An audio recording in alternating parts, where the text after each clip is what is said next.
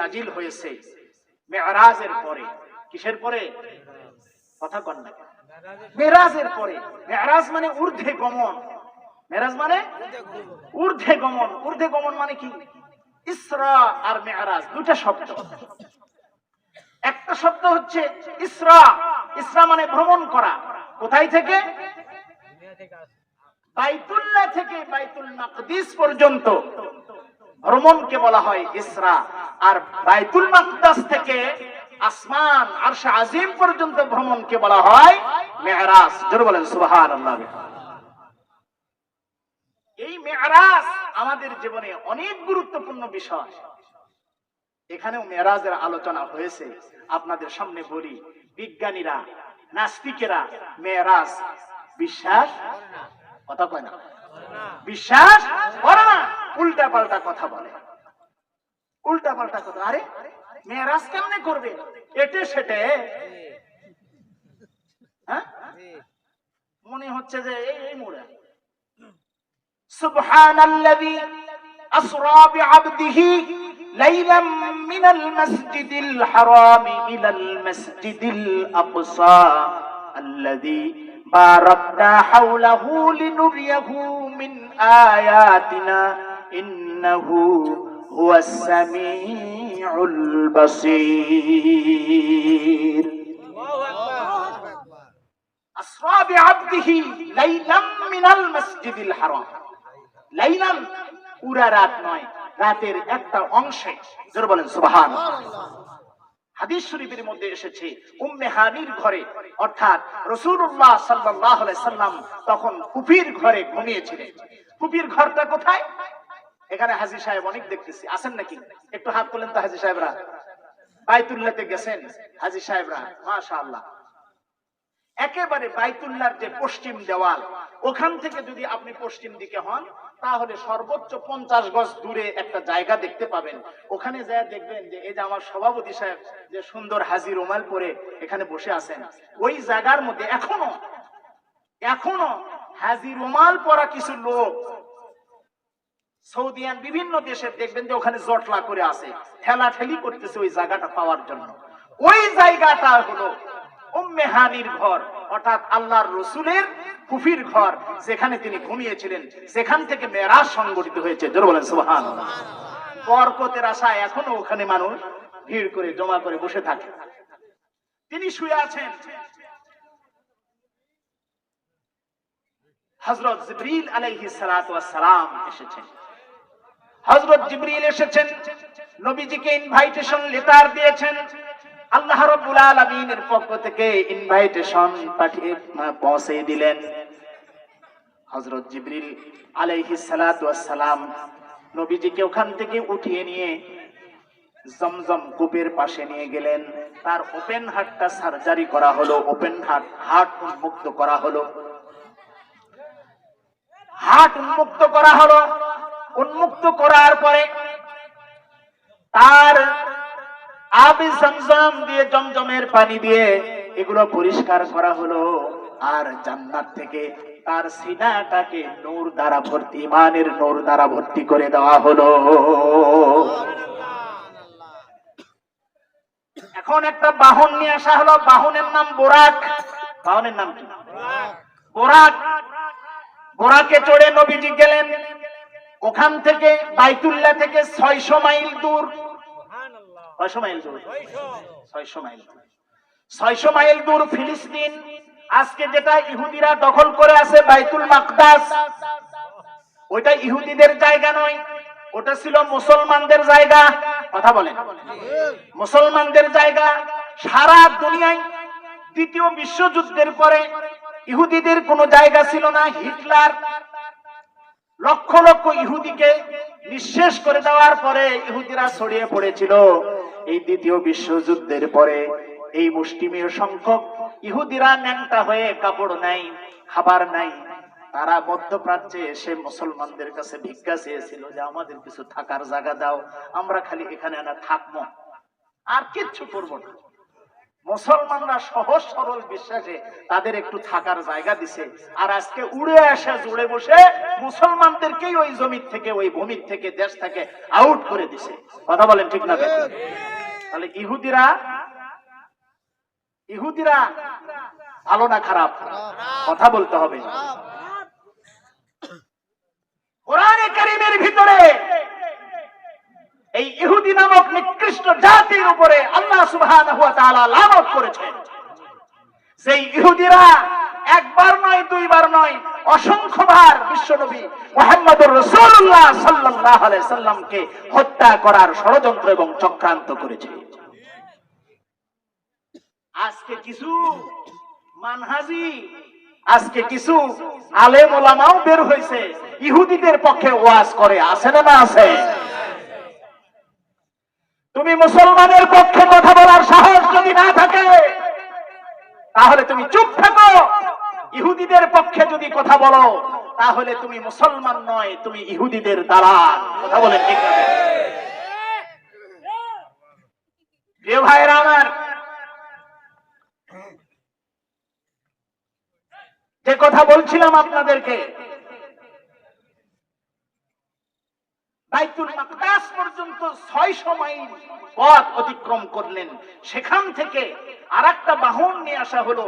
সেই বাহনে চড়ে বিশ্বনবী মুহাম্মদুর রাসূলুল্লাহ সাল্লাল্লাহু আলাইহি সাল্লাম বাইতুল মাকদাস থেকে প্রথম আসমান পাড়ি দিলেন। সুবহানাল্লাহ বলবেন?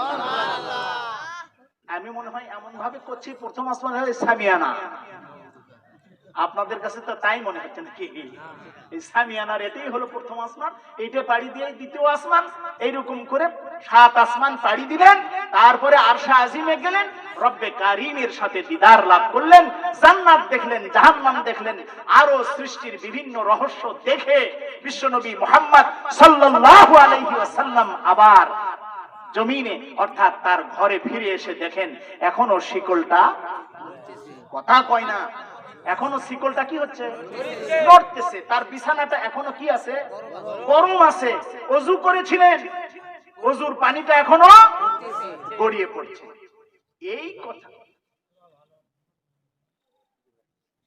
জি, তো এতগুলো কথা প্রচলিত, নাস্তিকেরা এই কথাগুলো শুনে হাসে, ঠাট্টা করে, বিদ্রুপ করে, মস্কারা করে। এটা কিছুতেই হতে পারে না। জোরে বলেন নাউযুবিল্লাহ। আজকে বিজ্ঞান যত আবিষ্কার হচ্ছে, উৎকর্ষ সাধিত হচ্ছে, আল্লাহ রাসূলের মিরাজের সত্যতা তত বেশি প্রমাণিত হচ্ছে। জোরে বলেন সুবহানাল্লাহ বিহামদিহি।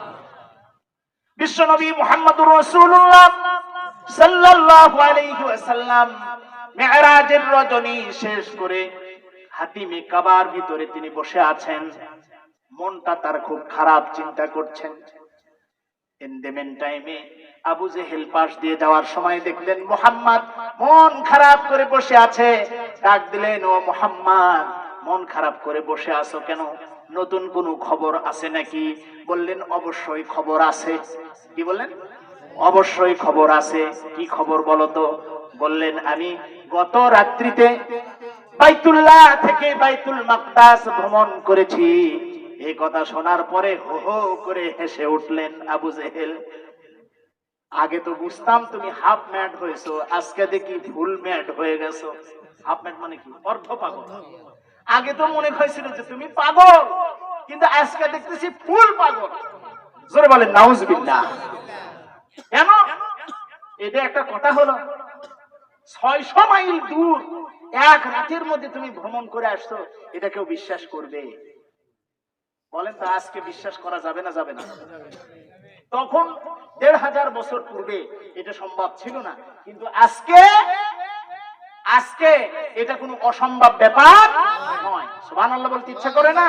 সুবহানাল্লাহ। কেমনে?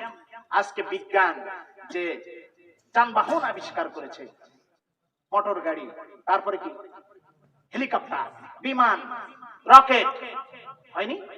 শশার, ফ্লাইং শশার ইত্যাদি ধরনের। তো কেমন? বাসের চাইতে রেলগাড়ির চাইতে হেলিকপ্টারের গতি বেশি হচ্ছে না কম হচ্ছে? হেলিকপ্টারের চাইতে বিমান বিমানের চাইতে সুপারসনিক জেট বিমান এগুলোর গতি কম না বেশি? তার চাইতে রকেট গতি কম না বেশি? বেশি। তাহলে একটা রকেট, আপনারা তো রকেটের নাম শুনছেন, রকেট উড়ে যাওয়া কি দেখছেন? দেখছেন? দেখেন না ধোঁয়া? সুন্দর কথা বলছে, ধোঁয়া দেখা যায়। একটা রকেট যখন স্পেস আমেরিকান নাসা মহাকাশ গবেষণাগার নাসার স্পেস স্টেশন থেকে যখন রকেটটাকে নিক্ষেপ করা হয় মহাকাশের দিকে, তখন সেকেন্ডে 11 কিলোমিটার। 1 সেকেন্ডে কয় কিলোমিটার? 1 সেকেন্ডে 11 কিলোমিটার যায়। তার মানে মিনিট এবং ঘন্টা দিয়ে গুণ করে দেখেন, 39,000, 1 ঘন্টায় 39,600 কিলোমিটার দূরত্ব অতিক্রম করতে পারে রকেট। এই রকেট কে বানাইছে? আল্লাহ না মানুষ? জোরে বলতে হবে, আল্লাহ না মানুষ? মানুষ যদি ঘন্টায় 39,600 কিলোমিটার গতির বাহন তৈরি করতে পারে, তাহলে রব্বুল আলামিন, রব্বুল ইজ্জত আল জালাল, যিনি আহকামুল হাকিমিন, যিনি মহাজ্ঞানী বিজ্ঞানময়, তার কাছে এর চাইতেও বড় প্রযুক্তি আছে না? না আছে। আল্লাহ তাআলা বলেছেন, ওমা উতিতুম মিনাল ইলমি ইল্লা কলিলা। ও বান্দা, আমি তোমাকে সামান্য একটু জ্ঞান দিয়েছি, সামান্য। কলিলুন, কলিলুন, সুবহানাল্লাহ বলবেন না? কলিলুন যে কত কালিল, কত কম, এটা আল্লাহই ভালো জানেন, আমরা জানি না। সুবহানাল্লাহ। তাহলে মানুষ যদি 1 ঘন্টায়, তার মানে একটা রকেটে এখান থেকে যদি ছাড়া হয় রকেট, তাহলে ফিলিস্তিন 1 ঘন্টার মধ্যে এখান থেকে যদি 2000 কিলোমিটার হয়, তাহলে বাংলাদেশ থেকেই যাইয়ে ঘুরে 1 ঘন্টার মধ্যে ফিরে আসা যাবে না? যাবে না? যাবে। তো নবীজি গেলেন কাতে চড়ে? আপনি তো চমৎকার জানেন, বুরাক। বুরাক শব্দটা এসেছে বারকুন শব্দ থেকে। কি শব্দ থেকে? আমার দিক খেয়াল করুন। খারাপ লাগতেছে? বন্ধ করব? আমিও খুব ক্লান্ত। আপনারা দোয়া করলে আমি আর কিছু সময় আপনাদেরকে কষ্ট দিব। বুরাক শব্দটা এসেছে বারকুন শব্দ থেকে। বারকুন শব্দের অর্থ হচ্ছে বিদ্যুৎ। বারকুন শব্দের অর্থ বিদ্যুৎ। এখানে যারা সচেতন শিক্ষিত মানুষ আছেন, এই যে বিদ্যুতের আমরা যে লাইট জ্বালিয়েছি, আলো, এই বিদ্যুতের গতিবেগ কত? বিদ্যুৎ 1 সেকেন্ডে কত কিলোমিটার গতিতে দৌড়াতে পারে, কত কিলোমিটার যেতে পারে? আপনাদের কাছে হিসাব আছে কি? 1,86,000 মাইল। That means 300 kilometre. কয় সেকেন্ডে? জবাব দেন, কয় সেকেন্ডে? 1 সেকেন্ডে যদি 300 কিলোমিটার দৌড়াতে পারে বিদ্যুৎ, এই বিদ্যুৎ সৃষ্টি করেছেন কে? জোরে বলেন কে? সেই বিদ্যুৎ গতির একটি বাহন আল্লাহ সুবহানাহু ওয়া তাআলা নিয়ে এসে নবীজির সামনে উপস্থাপন করলেন, যার নাম হচ্ছে বুরাক। যার নাম কি? বুরাক। সুবহানাল্লাহ বলবেন না? এই জন্য মিরাজ সম্পর্কে যত প্রশ্ন তৈরি করা হবে, আল্লাহ তাআলা একটি শব্দের মাধ্যমে সমস্ত অসম্ভবকে সম্ভব করে দিয়েছেন, সমস্ত প্রশ্নের উত্তর দিয়েছেন ছোট্ট একটা শব্দের মাধ্যমে, সুবহান।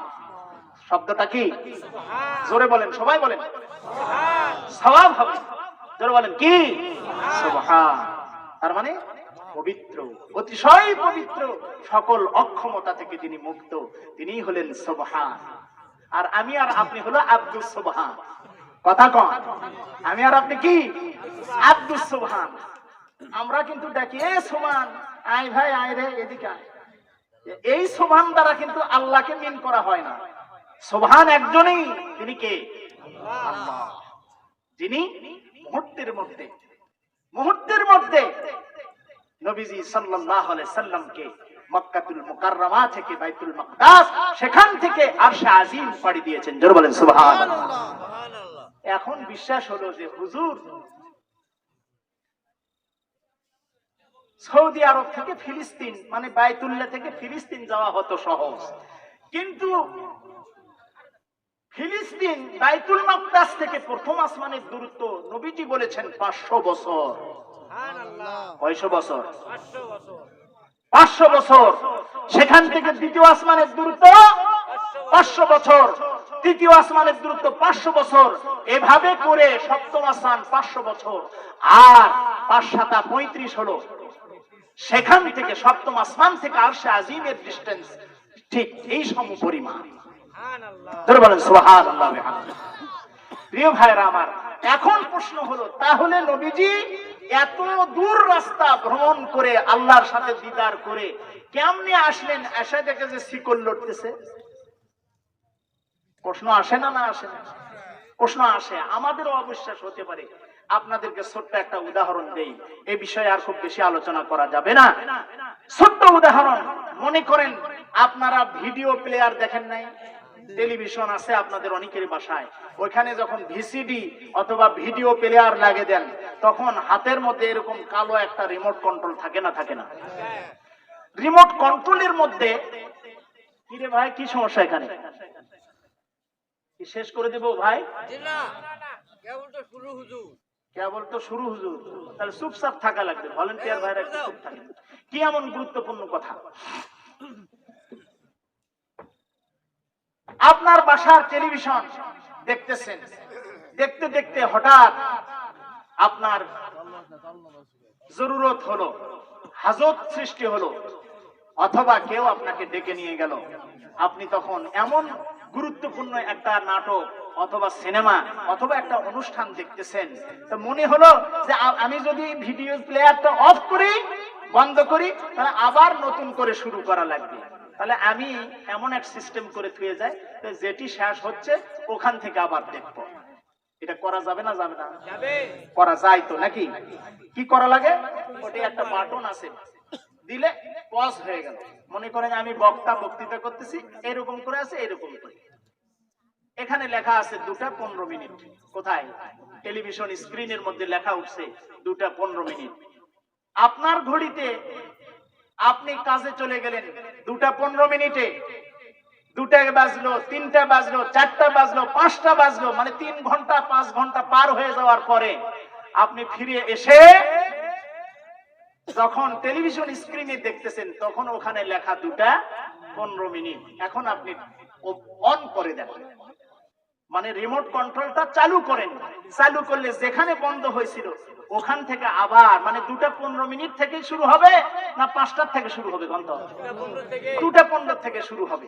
তাহলে মানুষ হয়ে এমন কন্ট্রোলিং পাওয়ার যদি আপনি সৃষ্টি করতে পারেন, তাহলে যিনি আকাশ এবং জমিন সৃষ্টি করেছেন, তিনি কি আকাশ এবং জমিনের ব্যবস্থাপনা তার বিশ্বনবী মুহাম্মদ সাল্লাল্লাহু আলাইহি সাল্লামের আগমনের কারণে, তার মর্যাদার কারণে পৃথিবী আসমান জমিনের ব্যবস্থাপনা কি এরকম থামিয়ে দিতে পারেন না? অবশ্যই পারেন। জোরে বলেন সুবহানাল্লাহ।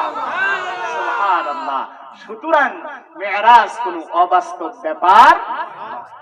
এখন প্রশ্ন হলো যে এই বিশ্বনবী মুহাম্মদুর রাসূলুল্লাহ সাল্লাল্লাহু আলাইহি ওয়াসাল্লামকে আল্লাহ সুবহানাহু ওয়া তাআলা জমিন থেকে কেন আরশে আজিমে নিয়ে গেলেন? সমস্যাটা কোথায়? ব্যাপারটা কি?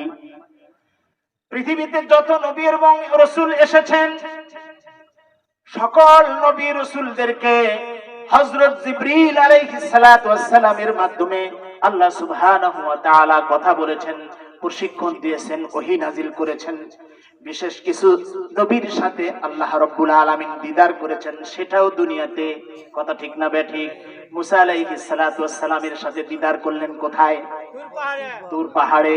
কিন্তু বিশ্বনবী মুহাম্মদুর রাসূলুল্লাহ সাল্লাল্লাহু আলাইহি সাল্লামকে ডেকে নিয়ে গেলেন আরশে আজিমে। কেন আরশে আজিমে? অন্য নবীদেরকে কেন নয়? প্রশ্ন আসে না? আসে না? দুনিয়াতে যার মর্যাদা যত বেশি, দুনিয়াতে যার অবস্থান যত বড়, তার প্রশিক্ষণ হয় তত উঁচু জায়গায়। কথা ঠিক না বেঠিক? একটা পিয়নের ট্রেনিং জয়পুরহাট পর্যন্ত সর্বোচ্চ হতে পারে, কিন্তু একজন ডিসি সাহেবের ট্রেনিং জয়পুরহাটে হয় না, একেবারে ঢাকায়। আবার ঢাকায়ও হয় না, অনেক সময় তাকে অন্যান্য দেশে পাঠানো হয়। প্রধানমন্ত্রীর ট্রেনিং বাংলাদেশে হয় না, জাতিসংঘে হয়, কথা বলেন ঠিক না ব্যাঠিক? বিশ্বনবী মুহাম্মদুর রাসূলুল্লাহ সাল্লাল্লাহু আলাইহি ওয়াসাল্লাম যখন বাইতুল মাকদাসে হাজির হলেন, হযরত জিবরিল আলাইহিস সালাতু ওয়াস সালাম সঙ্গী, হযরত জিবরিল আলাইহিস সালাতু ওয়াস সালামের সাথে বাইতুল মাকদাসে যখন হাজির হলেন, সেখানে গিয়ে দেখতে পেলেন দুনিয়াতে যত নবী রাসূল এসেছেন সকল নবী রাসূল সেখানে হাজির আছেন। সুবহানাল্লাহ বিহামদিহি। সকল নবী রাসূলের সামনে ইমামতি করে তিনি 2 রাকাত সালাত আদায় করলেন। 2 রাকাত সালাত আদায় করলেন। বিশ্বনবী মুহাম্মদুর রাসূলুল্লাহ সাল্লাল্লাহু আলাইহি সাল্লামকে জন্য ইমামুল মুরসালিন কি বলা হয়? ইমামুল মুরসালিন, সকল রাসূলদের নেতা, সকল রাসূলদের সরদার তাকে বলা হয়। জোরে জোরে বলেন সুবহানাল্লাহ। তিনি যেহেতু ছিলেন সকল রাসূলদের, সকল নবীদের সরদার, এই জন্য তার ট্রেনিং দুনিয়াতে নয়, তার ট্রেনিং হবে কোথায়? আরশে আজিম। আল্লাহ সুবহানাহু ওয়া তাআলা মেরাজে তাকে ডেকে নিয়ে গিয়েছেন।